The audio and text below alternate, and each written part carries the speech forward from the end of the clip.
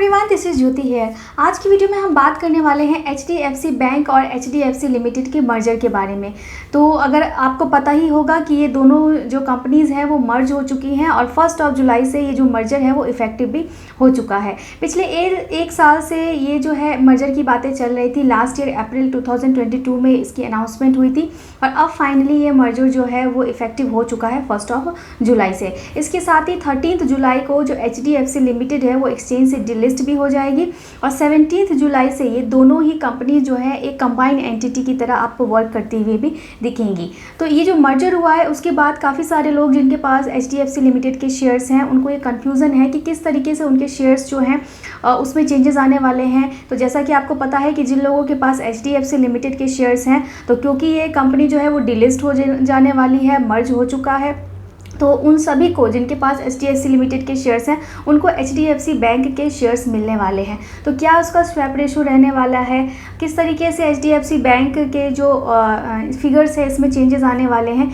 इन सभी चीज़ों के बारे में हम आज की वीडियो में डिटेल में बात करने वाले हैं। तो HDFC बैंक जो बैंकिंग की नंबर 1 कंपनी है और इस मर्जर के बाद ये कंपनी जो है इंडिया की सेकेंड लार्जेस्ट कंपनी बन जाएगी।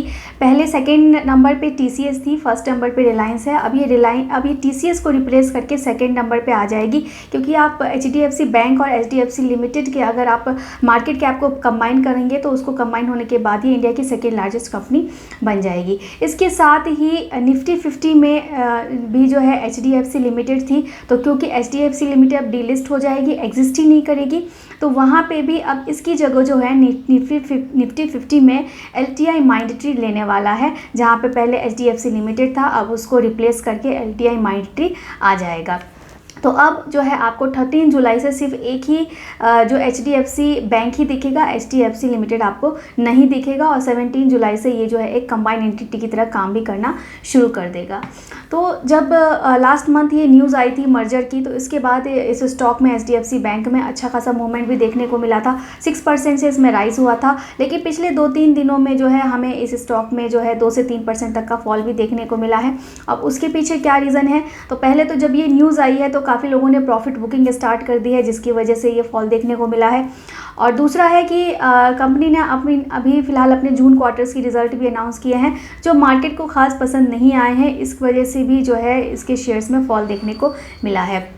पिछले अगर हमने देखे तो लास्ट मंथ में इस स्टॉक ने HDFC बैंक ने अपना 52 वीक्स का हाई भी बनाया था और फिलहाल ये अभी 1670 के आसपास जो है ट्रेड कर रहा है। तो अगर हम इसकी बात करें कि किस स्वैप रेशो से जो है आपको ये HDFC बैंक के शेयर्स मिलने वाले हैं HDFC लिमिटेड के बदले, तो ये जो स्वैप रेशो है ये रखा गया है कि अगर आपके पास HDFC लिमिटेड के 25 शेयर्स हैं तो उसके बदले आपको HDFC बैंक के 42 शेयर्स मिलने वाले हैं।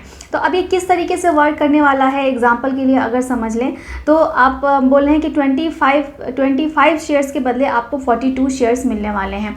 लेकिन यहाँ पे जो है क्योंकि ये कट टू कट जो प्रोपोर्शन है, ऐसा नहीं है कि आपको एग्जैक्ट शेयर्स मिल जाएंगे, तो जो बैलेंस आपको अमाउंट इसमें रहेगा वो आपको कैश के फॉर्म में आपके डीमैट अकाउंट में आ जाएगा। जैसे आप मान लीजिए कि अगर आपके पास HDFC लिमिटेड के 15 शेयर्स हैं, तो अगर 15 शेयर्स आपके पास हैं तो आपको HDFC बैंक के कितने शेयर्स मिलने चाहिए? इसके लिए आपको सिंपली जो है 42 डिवाइडेड बाई 25 करना है और इनटू आपके पास 15 शेयर्स हैं, 15 शेयर्स आपको इनटू करना है, क्योंकि जो रेशो है वो 42/25 का रखा गया है। तो उसी को आप इनटू 15 करेंगे तो आपको यहाँ पे दिखेगा कि आपका 25.2 शेयर्स जो है आपको मिलेंगे। 25.2 शेयर्स आपको HDFC बैंक के मिलेंगे HDFC लिमिटेड के बदले, क्योंकि HDFC लिमिटेड अब एग्जिस्ट नहीं करेगी। तो अब 25.2 शेयर्स कैसे मिल सकते हैं?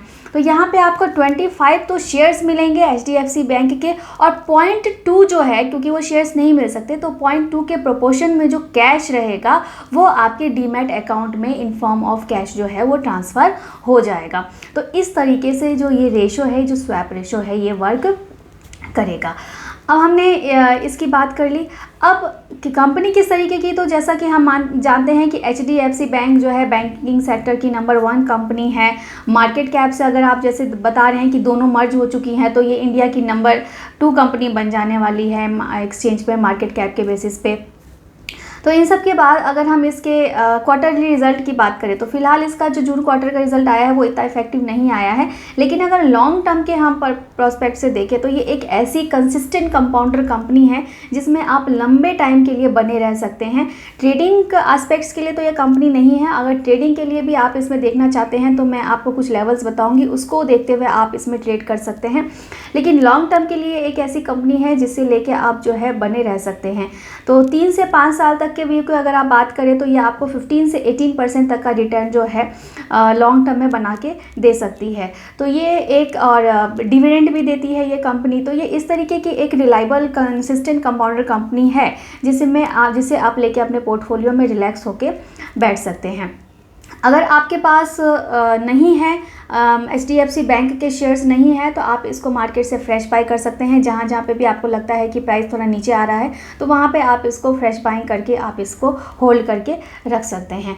अब इसकी रिकॉर्ड डेट की बात करें तो 13 जून को इसकी रिकॉर्ड डेट है और 13 जुलाई जो है इसकी रिकॉर्ड डेट रहेगी और 12 जुलाई जो है इसकी एक्स रिकॉर्ड डेट रहेगी। मतलब 12 जुलाई से पहले जिनके पास भी HDFC लिमिटेड के शेयर्स हैं तो उन सभी को जो है ये स्वैप रेशो के बेसिस पे HDFC बैंक के शेयर्स मिल जाने वाले हैं।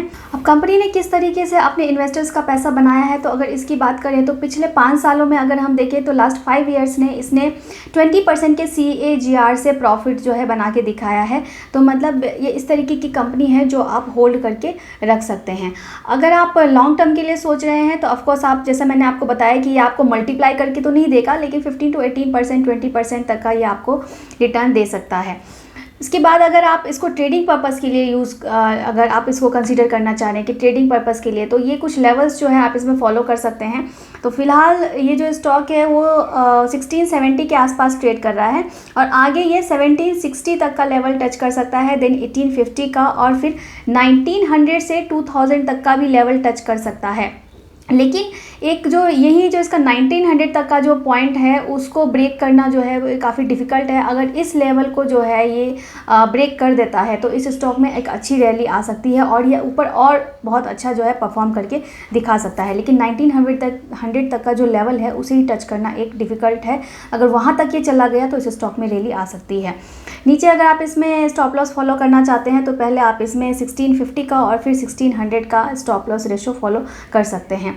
तो वैसे तो मैंने आपको बताया कि लॉन्ग टर्म के लिए ये कंपनी अच्छी है, लेकिन अगर आप ट्रेडिंग के लिए आप इसे देखना चाह रहे हैं तो आप ये सब लेवल इसमें कंसीडर करके ट्रेडिंग कर सकते हैं। इस स्टॉक को आप जो है अगर आपके पोर्टफोलियो में नहीं है तो आप जैसे जहाँ पे भी ये नीचे आता है तो आप इसको बाई कर सकते हैं, इसे एक्यूमुलेट कर सकते हैं। तो ये पूरी डिटेल जो है मैंने आपको इसके बारे में बताई है। अगर फिर भी आपको इससे रिलेटेड कोई डाउट है तो आप मुझे कमेंट करके पूछ सकते हैं, क्योंकि अभी तो फ़िलहाल टाइम है, लेकिन जैसे ही ये कंपनी HDFC लिमिटेड जो है डीलिस्ट होगी और जैसे ही लोगों को जो है ये शेयर ट्रांसफ़र होने लगेंगे HDFC लिमिटेड के बदले HDFC बैंक के, तो हो सकता है बहुत सारे लोगों को इस तरीके की कन्फ्यूज़न आए कि हमारे पास इतने शेयर्स हैं, हमें कितना मिलेगा। तो उन सभी तरीके के डाउट्स के लिए आप हमें कमेंट कर सकते हैं, मैं आपको उसका रिप्लाई करने का पूरा ट्राई करूँगी। तो अगर वीडियो आपको थोड़ा भी हेल्पफुल लगा है तो इसे एक लाइक ज़रूर करिए और चैनल पे फर्स्ट टाइम विजिट कर रहे हैं तो सब्सक्राइब करके रख लीजिए ऐसे ही वीडियोस के लिए। और अगर आप एनालिसिस जानना चाहते हैं कि ये तो मैंने अपनी एनालिसिस आपको बताई है कि अगर आप अपनी एनालिसिस करना चाहते हैं कि कंपनी कैसी है, आप कंपनी को समझना चाहते हैं, तो सबके लिए आप जो है कोर्सेज़ कर सकते हैं। हमारी टेक्निकल फंडामेंटल की कोर्सेज़ चलती हैं, फ्यूचर ऑप्शन की भी क्लासेस चलती हैं। तो उसके लिए आप हमें कॉन्टेक्ट कर सकते हैं। ऑनलाइन ऑफलाइन दोनों ही तरीके की क्लासेस अवेलेबल हैं। डिटेल्स आपको हमारे डिस्क्रिप्शन बॉक्स में मिल जाएंगी। साथ ही आप हमारे टेलीग्राम चैनल्स पे हमें फॉलो कर सकते हैं और बाकी के प्लेटफॉर्म्स पे भी हम लोग जो है आपको यहाँ पे मिल जाएंगे, तो वहाँ पे भी आप हमें फॉलो कर सकते हैं। इसके अलावा अगर आपको म्यूचुअल फंड कराना है, SIP वगैरह से भी रिलेटेड आपको कोई हेल्प चाहिए तो आप हमें बेझिझक कॉन्टेक्ट कर सकते हैं। Thank you.